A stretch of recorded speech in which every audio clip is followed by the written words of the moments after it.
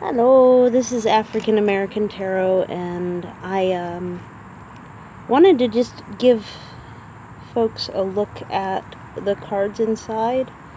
Because I haven't seen a whole lot available on this. This is the borderless edition. Jamal R. and Thomas Davis.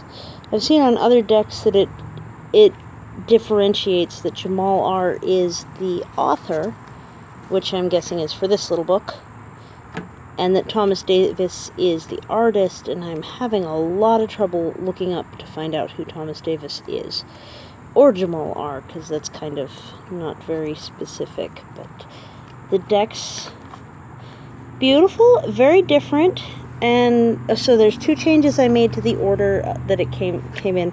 One that's very typical of me, which is I reversed the kings and the queens, so the queens are at the top. And then the other one is that I put the Fool at the end, which of the major arcana, which I'll discuss why when we get to it.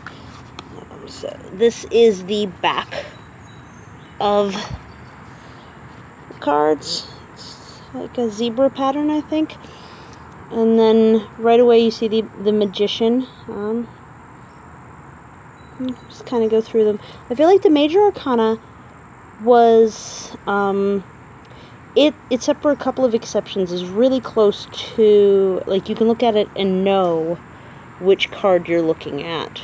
And with the borderless, there's no, like, descriptions that say. I went through the major arcana, and then I'll start to talk about, like, what they're based on once we get into the minor arcana. So we have Magician, Priestess, Empress. You can see they're really similar. This is the Emperor. I like how the Hierophant's different. It has a really different feel than the Hierophant that's in the traditional Rider-Waite deck. Lovers, Chariot, Strength. It's got a bunch of eyes. I like it. So this is the card where I started to realize that each of these are gods from...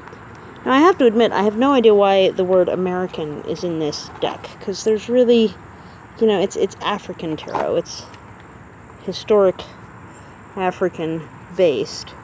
So the Strength card is Shango, warrior god of the storm from Nigeria, which is really fascinating. And I'm looking forward to looking into who these gods are more deeply. You have the Hermit. You have the Wheel, which is a little bit different, but not hugely different. This is Judgment? No. Hold on. This is one of the ones that's so different I can't remember. Justice, which is an interesting take on justice. And this is the Hanged Man. They call it the Observer, so it's based off the same concept behind the card, but it's a god that is all-seeing and introspective instead, which is more what that card's about anyway.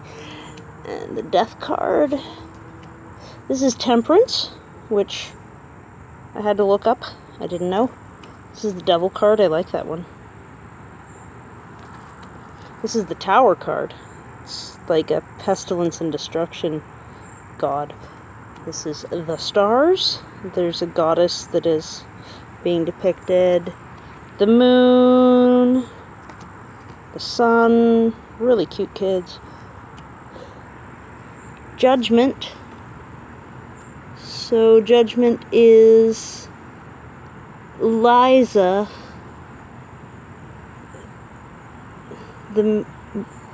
Wait, no. I'm reading it wrong. Kakagui, god of funeral rites, ferryman of souls of the Ivory Coast. So, and this is the World. And then, so the reason that I put the Fool card at the end is because I don't feel like it's a healthy depiction.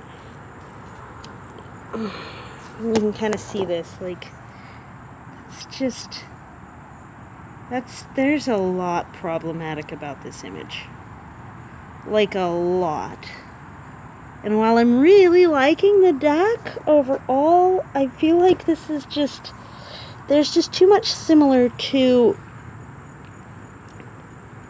like racist caricature art here from 30s and 40s, and it just kind of hurts to look at. So I really am struggling with this card. It's based off of... Oh, it's not even based off of a god. It's just, this is the one that's supposed to be a human. So that's just kind of shitty, I think. Alright, so then we start to get into the minor arcana, and this is where we start to see that, like, except for 4 of them, the major arcana were really very recognizable from traditional Rider-Waite imagery. And in the minor arcana, and especially in this design with, you know, it's a borderless deck, so there is a bordered version and an unbordered version, and there's really not a whole lot to go off of, like, what you're looking at.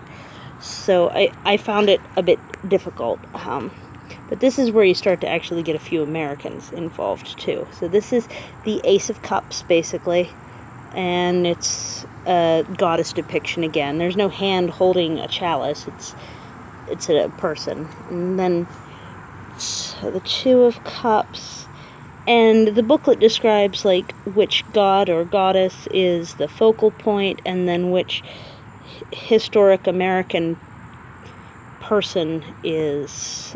It's a duel for each of the minor arcana except for the numbered cards. So not ace and not the page through king cards.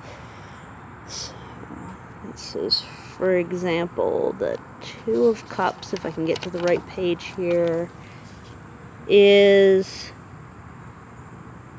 Ankulankuku and John Baptist de Sable. The god is the one who invented marriage in Zulu tradition. So I'm planning, unfortunately, on writing on these cards to help me remember what I'm looking at. So you can see, like, this is pretty traditional. This is the, like, basically the party card where there's 3 people dancing with cups usually. So I feel like in this case the jazz ensemble here helps to carry that image to some extent. The 4 of Cups really has no similarities. The 5 of Cups is typically in Rider-Waite. It's a cloaked person looking at 3 spilled cups while there's 2 not spilled ones behind, and you can see there's really just nothing about this card that is similar to that. So that's something I'm going to be struggling with for sure. These are fairy hands handing goblets, and this is the 6 of Cups. The 7 of Cups is typically that card that has a bunch of different options popping out of the tops of cups, and a very confused person looking at them, like mystified, what are we going to do? But you can see there's just empty cups on the ground, and this masquerade figure. It's the hidden god, Ivory Coast. So the imagery behind the god does, to some extent, convey the concept, but I'm going to need to have the god names written on to remember that. So, 8 of Cups. 9 of Cups is usually that very happy person sitting in front of a table of full cups. So this is a very different imagery. This one's about the same. So we have one of our... So maybe 3 out of Cups is similar.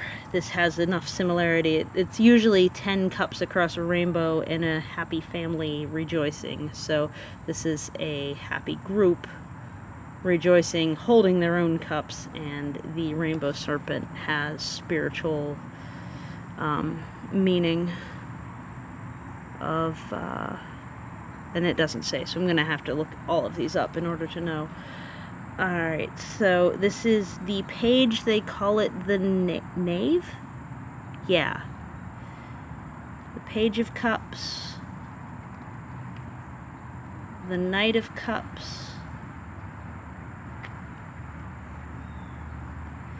King of Cups, and again I reverse these, and Queen of Cups, which is art from the cover. I would have thought this was the star card, because on the cover this top is covered, so if there was a star here with sitting by the water and holding a cup, I really thought this was the star card. Alright, so now we're into Pentacles. This is a god of protecting newborns, so I guess that's a new beginnings type of significance. The child looks a bit sickly, so that's a bit disappointing. I don't think it's intended to look that way. And it's the Two of Pentacles, 3, nothing like the cards. There's just 4, usually a grumpy man underneath a tree. I like his legs and arms, though. I'm not sure what's going on about that god. The 5 of Pentacles is usually a couple of very sickly people in front of a church window, but it is a man-eating desert demon in this case. Gift of the flock god is the 6 of Pentacles, the 7, the god of bringing health, which looks really morbid for what it is. That's very similar to the card you're used to seeing for an 8 of Pentacles. As is this 9 of Pentacles. The 10 is not that similar. Also wondering, you know, like, I don't know, the depictions are, there's some problematic elements here. So apparently this is the god of overseeing heritage or something like that. So it's like the god of your ancestors kind of thing. There's your Page of Pentacles and your Knight, King, Queen, and here's your Ace of Wands, which is a cool picture. Alright, and then 2 of Wands. Let's turn this page here and see if we can get to Wands. Spirit of the unburied dead, which possesses newborns with madness. That's your 2 of Wands. And also Bill Pickett. Okay. That's your 3 of Wands. 4 of Wands. Very, very different. For example, this one's usually, I'm gonna scratch, sorry. This one's usually 5 people fighting with sticks, and that is very not what's being depicted here. This is, no explanation, it just says Olokun and the Chameleon. And also Denmark Vesey in the background. So, turn the page over here again so that I can reference it. So this one has very traditional Rider-Waite imagery. This one relatively does too. It's usually someone defending from a bunch of sticks being waved at them. So this is the child that tricked death, apparently. This is not similar, but it has a similar feel to it. The 8 of Wands is usually a bunch of really fast flying by sticks, and that's it. But this is like a fast messenger god carrying sticks. I feel like that's easily mixed up with the 10 of Wands. This 9 of Wands isn't that similar. It's usually some bandaged up guy with a wand fence behind him. And the 10 of Wands is normally somebody carrying all 10 very painfully, so this is also very different. Pardon the helicopter. Page of Wands, Knight of Wands, again, really cool imagery. King of Wands, Queen of Wands. Alright, so here we have swords, and that is a god of making swords. As the ace, that's the two of swords. 3, very different, very, very different. 4, almost no similarity. 5,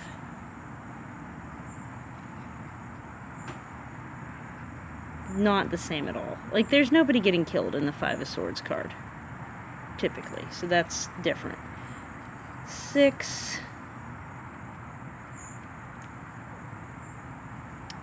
7, I don't even see any swords in this one.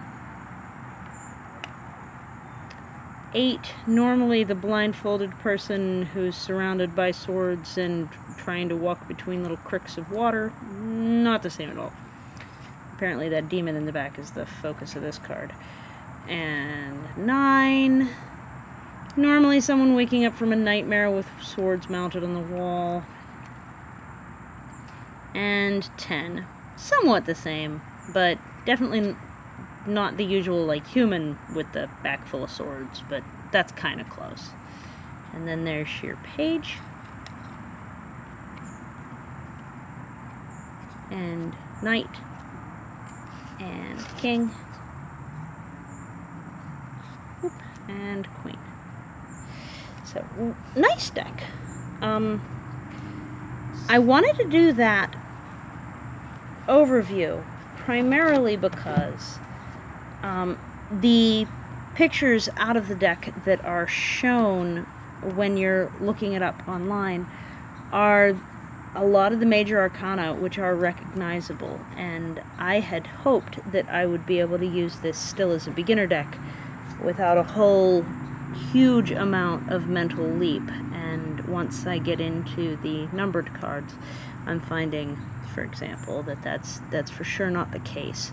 So, and I'm also troubled by some of the imagery because of I'm not sure why they chose to depict so much historic tribal imagery, and I'm really, I mean, to a lot of extent, that's really not okay. That looks like Black Sambo to me, which is a banned book. That's a problem. I don't know who Thomas Davis is, who's the artist. I looked, I tried, and Jamal R. isn't really someone you can look up either, because it's not like a full name. It's just a little bit of a name. So, that's the deck, and I'm looking forward to learning about all of the different gods that are represented here and finding out, like, what we're looking at. I was really, oh my, look at that. Okay, we had a visitor. That must mean something, huh? And so I was really looking forward to just jumping right into this deck, but I see it's going to take a lot more study. And I hope this was helpful in some ways and helped you understand what you're expecting. For a while this deck was out of print, and my understanding is that it's back in print. I bought it at a black-owned esoteric shop in Pittsburgh that's on Penn Ave, just near Children's Hospital, and for $25, which is less than you can get it online, which is amazing. And I'm excited, but I'm definitely going to have to mark it up in order to learn it, which is a little bit of a bummer, but fun tip. If you use Sharpie, you can later use dry erase marker to remove it. So if I get to the point where I'm really good with it, I can swap those things out and do a lot of learning in the meantime. So I think it'll be a nice spiritual journey, and I hope that the imagery will fully resonate with me, except for that one card. I really, really like the idea behind this deck overall. So just take a look over the view. Since we had a hawk fly literally right through in the middle of this, I'm feeling super excited again. Have a good day. Thanks. Bye.